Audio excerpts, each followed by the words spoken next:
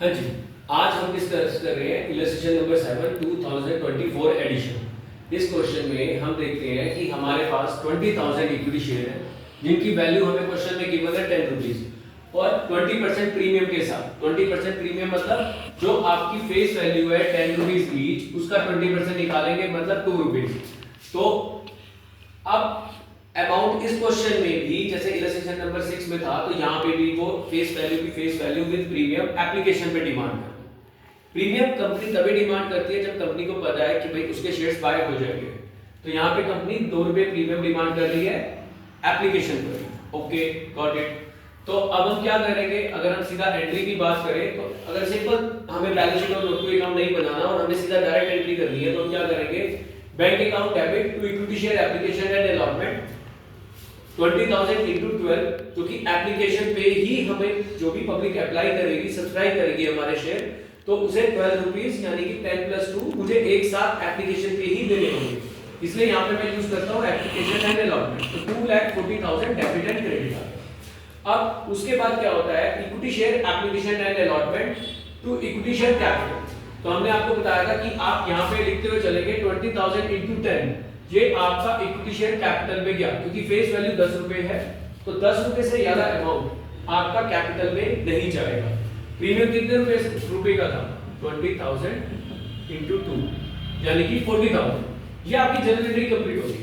अब इसी क्वेश्चन में हमें बोला हुआ है कि इसकी प्रेजेंटेशन बैलेंस शीट और नोट टू अकाउंट पे करनी है। Okay, got it.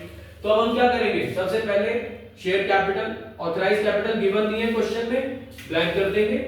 Issued capital 20,000 equity share of ₹10 each, 2 lakh. Okay, अब आ जाते हैं सब्सक्राइब कैपिटल, क्योंकि यहाँ पे हमारे सारे शेयर सब्सक्राइब हो गए हैं, फुली पेड अप में आ जाएगा। 20,000 इक्विटी शेयर ऑफ ₹10 each, 10 रुपए मांगे, 10 रुपए हमें मिल गए, 10 rupees each, 2 lakh rupees fully paid up. Reserve and surplus, जो ये सिक्योरिटी प्रीमियम होता है, ये आपका सिक्योरिटी प्रीमियम रिजर्व अकाउंट में आप रखते हैं। ये जब आपको कल को कैपिटल में यहाँ पे आपको लॉस होगा, जो जल्दी आपको आगे जाके जब आप फोरफिटेड रेशियो के क्वेश्चन करेंगे तो उसमें होता है, तो वहां पे आपका ये जो रिजर्व वगैरह है एडजस्ट होते हैं।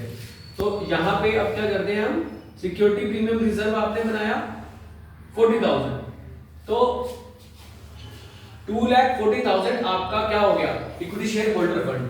तो बैलेंस शीट पे हम दिखाते हैं इक्विटी एंड लायबिलिटीज में शेयर होल्डर फंड में share capital 2 lakh, reserve and surplus 40,000, total हो गया लायबिलिटी का 2,40,000। अच्छा, इस क्वेश्चन में ध्यान देने की ये चीज है कि इस क्वेश्चन में उसने आपको कैश एंड कैश इक्विवेलेंट का कॉलम नहीं बनवाया। क्यों? क्योंकि अगर आप क्वेश्चंस की लाइन ध्यान से पढ़ेंगे तो वो आपसे क्वेश्चन में क्लियरली कह रहा है कि इक्विटी शेयर होल्डर फंड की वर्किंग शो करनी है। तो इक्विटी शेयर होल्डर फंड यहाँ पे हमारा कंप्लीट हो जाता है, जो ये हम टोटल लिखते हैं। लेकिन हम यहाँ पे समझाने के लिए बता रहे हैं कि अगर साथ में वो हमें क्वेश्चन में इक्विटी शेयर होल्डर फंड ना करके हमें कहता प्रिपेयर द बैलेंस शीट, तो हमें एक कॉलम बनाना पड़ता एसेट्स वाला कैश एंड कैश इक्विवेलेंट, क्योंकि हमें 2,40,000 पूरे मिल गए थे, तो हम कैश एंड कैश इक्विवेलेंट में दिखाते हैं 2,40,000 और यहाँ पे एक कॉलम बनाते हैं नोट नंबर में 3 number cash and cash equivalent, जिसमें हम मेंशन करते हैं कैश एट बैंक 2,40,000।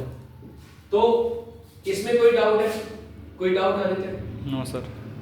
अब हमने इसमें किया क्या, सिंपल जी, authorised capital, issued capital, subscribe capital, reserve and surplus को हमने अलग से बनाया 40,000, फिर कैश एंड कैश इक्विवेलेंट 2,40,000। वही चीज हमने बैलेंस शीट में यहां मेंशन कर दी। शेयर होल्डर फंड में क्योंकि कैपिटल और रिजर्व एंड सरप्लस दोनों दिखाए हमने 2,40,000 से, और एसेट्स क्योंकि जो इक्वल है कैश एंड कैश इक्विवेलेंट के 2,40,000, ये हमारी बैलेंस शीट यहाँ पे प्रेजेंट होगी है। यहाँ पे हम पूरी कंपनी की बैलेंस शीट नहीं बना रहे, यहाँ पे हम केवल क्या कर रहे हैं, जो हमें शेयर होल्डर फंड से पैसा आया उसकी वर्किंग मैच करके दिखा रहे हैं। हमने बाकी अदर जो हमने 11 में बनाई थी वैसी कोई बैलेंस शीट का आपका अभी इससे कोई लेना देना नहीं है इस चैप्टर में। आपको केवल इतनी ही वर्किंग की प्रेजेंटेशन यहाँ पे बताई जा रही है, सिखाई जा रही है। आई होप ये आपको क्वेश्चन क्लियर हो गया होगा। अगर कोई भी डाउट आता है तो आप हमसे पूछ सकते हैं, ठीक है, कमेंट करके पूछ सकते हैं। और नेक्स्ट लेक्चर के लिए हमारा चैनल लाइक एंड सब्सक्राइब जरूर करें।